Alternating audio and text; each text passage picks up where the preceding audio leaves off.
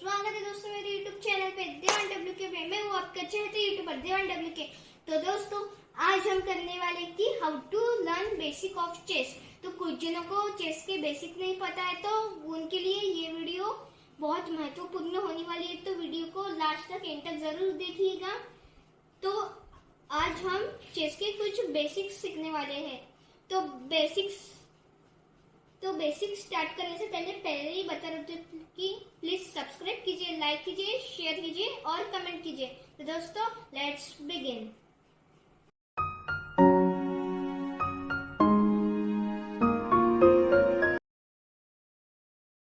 तो बेसिक में पहले हम पोजीशनिंग की बात करते हैं। तो सबसे मेन गुटी रहती है किंग।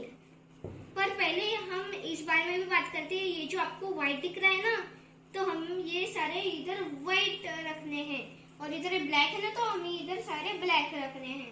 तो मैंने तो बता ही दिया है कि सबसे मेन गोटी होती है किंग। तो हमें ये दो सेंटर पीस में किंग को रखना पड़ता है, पर कौन सी इसमें रखना पड़ता है वो भी मैं बताने वाला हूँ। तो ये किंग का कलर क्या है? व्हाइट। इसके ऑपोजिट वाले कलर में हमको रखना है, ये इसके ऑपोजिट वाले कलर में हमने ये रखा। तो अगर सेकंड गोटी है क्वीन, पर वो मेन नहीं रहती, पर बहुत कम आती है शतरंज में। तो ये क्वीन को हम राजा के उसके बगल में ही बैठा देंगे। तो इधर हमारे दो सेंटर पेज भर चुके हैं। अगर हम थर्ड गोटी के बारे में बात करें तो वो है हॉर्स, हाथी। हॉर्स नहीं, हाथी। ये इधर हाथी ये दो कॉर्नर पीस में रहते हैं। और हम फोर्थ के बारे में बात करें तो उसका नाम है हॉर्स, घोड़ा। ये घोड़ा हाथी के बगल में रहता है, मतलब इधर हम ऐसे सेट करते हैं। फिर आएगा बिशप को हम ये जो रानी राजा है इसके बगल में हमें इधर सेट करना है। अगर अब रिमेनिंग गोटी है पॉन्स इनकी सबकी रखवाली करते हैं। वो टोटल 8 से रहते हैं, क्योंकि ये भी 8 से है, तो 8 के लिए 8 रखवालीदार होने चाहिए, इसलिए 8 पॉन्स रहते हैं जो हमें उनके सामने पोजीशन करना है।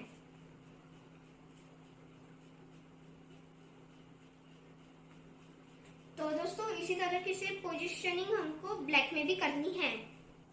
तो दोस्तों मैंने भी वैसे ब्लैक की भी पोजीशन कर रखी है।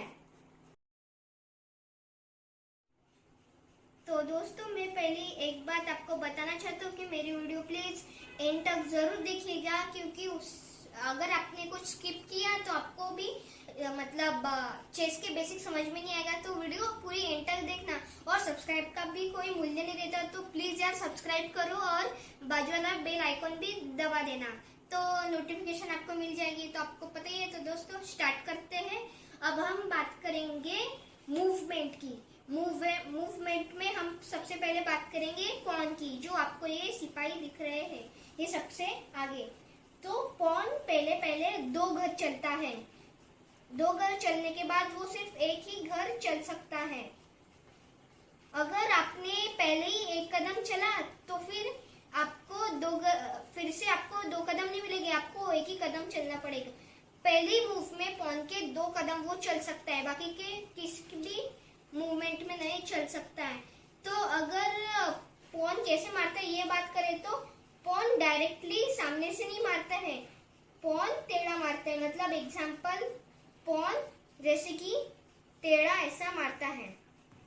अगर एक बात मैं फिर से बता दूं, अगर पॉन की अगर हमारी ये गोटी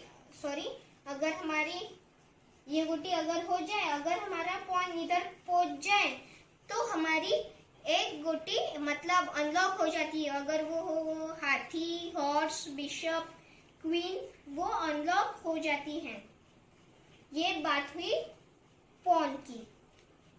हमने अभी तो आपको पॉन का सब बता ही दिया है। अब हम करेंगे हाथी की। तो अगर आपकी ये 2 गोटी चली गई तो हाथी आपका मूवमेंट कर सकता है। अगर हाथी में की मूवमेंट बता देता हूँ। हाथी सीधा चलता है, वो हॉरिजॉन्टल भी चलो, वर्टिकल भी चलो, या रिवर्स भी चलो, हाथी सीधा ही चलता है। अगर हाथी की मारने की बात करें तो देखे तो हाथी सीधा ही चलता है तो वो सीधा ही मारेगा। अगर हाथी को मारने के लिए 2 गोटी है तो अगर उसने ये गोटी मारी तो ये भी मार सकता है, क्योंकि ये हाथी इसको मार सकता है क्योंकि ये सीधा चलता है, नहीं तो ये पॉन मैंने पता ही था टेढ़ा चलता है तो ये इसको मार सकता है। तो हमें भी चेस में सावधान रहना पड़ता है। तो हमें मतलब अच्छे के लिए ये गोटी चलानी पड़ती है। ऐसे कुछ ट्रिक्स भी रहती है चेस के। ये बात हुई हमारी। हाँ, अब बात करेंगे हम हॉर्स की। हॉर्स की देखे तो हमने पहले ही बताया था कि ये जो हाथी इनको चलाने के लिए ये 2 पॉन मतलब नहीं चाहिए, तो ये हाथी बराबर मूव कर सकते हैं। पर ये जो हॉर्स है उसका ऐसा नहीं होता है। हॉर्स उसके ऊपर से भी जा सकता है। हॉर्स की मूवमेंट होती है 2.5। इधर हम बात करें तो 1 2 2.5, फिर से 1 2 2.5। अगर हाथी इधर हो मतलब सॉरी हॉर्स इधर हो तो 1 2 2.5 1 2 2.5। ऐसे ही मतलब ऐसे ही हॉर्स चलते। तो मारने की बात करें तो हम ये भी एग्जांपल देख सकते हैं। हम लेते हैं ये वाला। तो हॉर्स 2.5 से भी मारता है। अब मतलब पॉन के जैसा नहीं है कि टेढ़ा ही मारता है, मतलब 2.5 जैसा मारता है। इधर अगर 1 2 हाफ मतलब 1 2 2.5 ये भी जा सकती है, 1 2 2.5 ये भी जा सकती है। ऐसे ही कुछ मतलब हॉर्स मारता है। ये रही हॉर्स की सारी इंफॉर्मेशन। अब हम बात करेंगे बिशप के बारे में। तो बिशप टेढ़ा चलता है, तो टेढ़ा चलने के लिए हमें ये 2 पॉन हटाने पड़ेंगे। तो अगर हम देखें तो बिशप टेढ़ा चलता है ना, तो ये ऐसा चलता है टेढ़ा, और ये ऐसा भी ये गोटी भी मार सकता है, मतलब ये करेंटली फॉर्म में भी टेढ़ा चलता है। अगर हम मारने की बात देखें तो ये